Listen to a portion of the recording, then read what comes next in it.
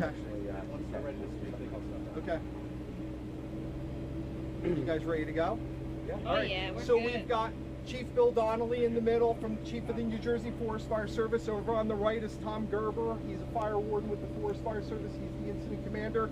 And then on the left we have George Fedorczyk. He's the Chief of the New Jersey Park Police. The majority of the fire's on state forest property, so the Park Police is the police officers that cover state forests and parks. So we're going to turn it over to Chief Bill Donnelly, New Jersey Forest Fire Service. All right. Well, good afternoon. Check 1, 2. We're good now. All right. Well, good afternoon. As you guys can see, we have a wildfire underway here in Tabernacle Township. Fire was reported sometime after 9 a.m. this morning. At least in the area. Our fire tower, Apple Pie, in the close proximity of the area, went up and was able to confirm that there was a fire. As of this time, the fire is approximately 450 acres with 0% containment. We have 17 of our Type 6 engines, as well as some water tenders, a couple bulldozer tractor plow units, and our helicopters are in the area providing observation and will do water drops if necessary. Right now, crews are in the process of establishing control lines so that we can get this fire contained. Some of our concerns are obviously the heat, the weather, the anticipation for thunderstorms possibly occurring later this afternoon. Our number one objective here is firefighter safety. We want to make sure that no one is overcome with heat or anybody gets hurt. Nothing along those lines. You know, that's our biggest concern right now, is making sure that everybody came here gets to go home in one piece at the end of the day. As you guys, you know, it's hot. You see that? I think it's roughly 94 degrees. Humidity's up. So a lot of wear and tear on the firefighters today. We do have some structures threatened, as well as some road closures, trail closures, and local campgrounds have been evacuated. Right now I'm going to bring Tom Gerber up, who's the IC. He's a section fire warden for the area. He is going to basically let you guys know what his plan is and what he hopes to get done here in the near future. So good afternoon, everybody, and welcome to the Tea Time Hill Fire. The fire is burning in a very rugged area of the Wharton State Forest. A lot of it is inaccessible to motorized vehicles or fire equipment. Some of the area has not seen fire since 1954, so it's very, very dense pine forest. Fortunately, we over the years have done a lot of mitigation work. We've done a lot of fuels reduction projects adjacent to this area where the fire started. So we've been able to work off of some of those fuel reduction projects. It brings us out to a good sand road where we can do indirect burning and kind of confine the fire to this large box that we have put it into. It's some township roads that run through the western part, the Carranza Road, the Speedwell Road. We're using those man-made brakes along with some of our fuel reduction brakes that we have, and everything seems to be going as planned. It's very, very hot. It has been abnormally dry in this region, as you all know, since early May. So the fire, a lot of the fire area probably has not seen precipitation over an inch in several weeks.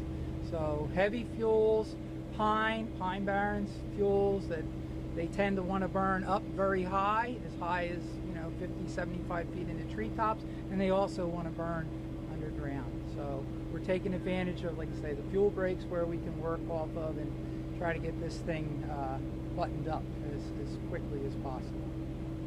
In terms of strategy, are you doing a kind of burn to contain the fire? We are, yeah. And like I say, it's kind of helping us a lot, having already done historical burning and reducing some of the density of the trees in that area, so we can work there a lot safer, and we can get the fire in and confine it. Lots of drainages, lots of streams that run through the area. It's the headwaters of the Batona River and the Wading River, so we have a lot of drainages with Atlantic white cedar swamps that fortunately they're still holding some moisture and the fire is not burning through a lot of those wetland features. Can you talk about the evacuation of the campground and how close it was that needed to be done, or did you do it as out of caution? It's kind of a precautionary, it's kind of a little bit of a wilderness campsite area.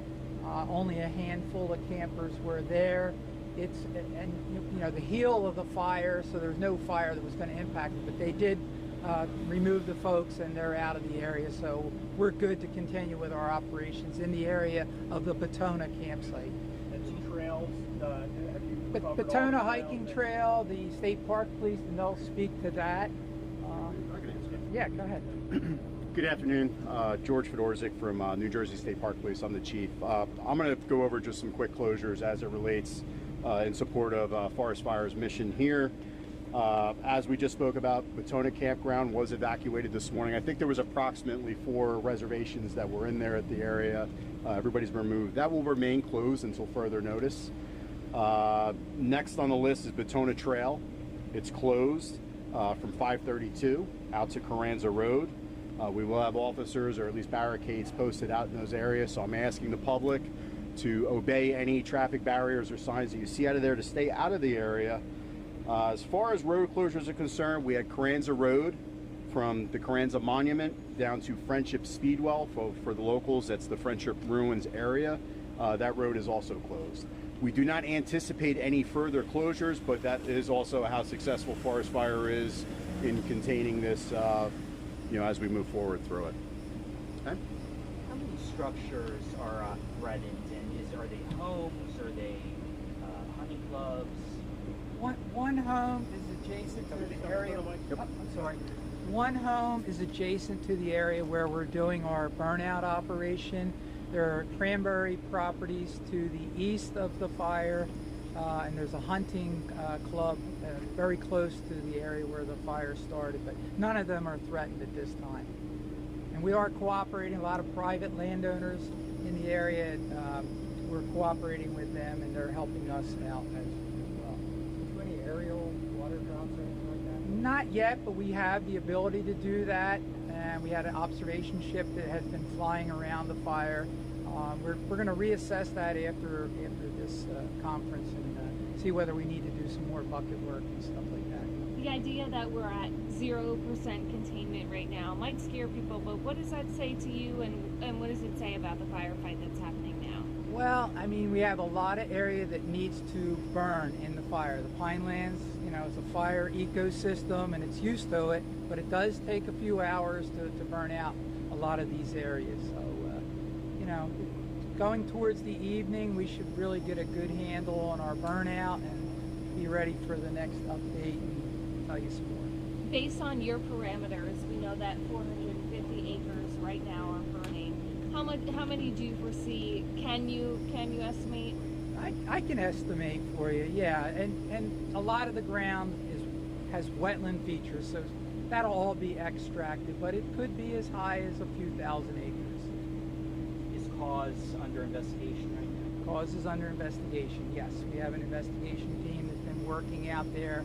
They know the point of origin, and they'll be doing their work out there, and we'll assist them in any way they need. You said your people are having a hard time because of the rugged terrain. Is there any access for general public that would go out that far, or? Usually they're four-wheeling and stuff, but the park police have everything shut down, so there's nobody in those areas now. Typically it would be very busy, there would be people all over the place, but they've shut the roads down and the trails. Last and final thing, the most boring part. Can I have each of you just come up, say and spell your first and last names and your title with your organization? I'm Thomas Gerber, Gerber, and I am a section forest fire warden and the incident commander for this fire. Bill Donnelly, Donnelly, and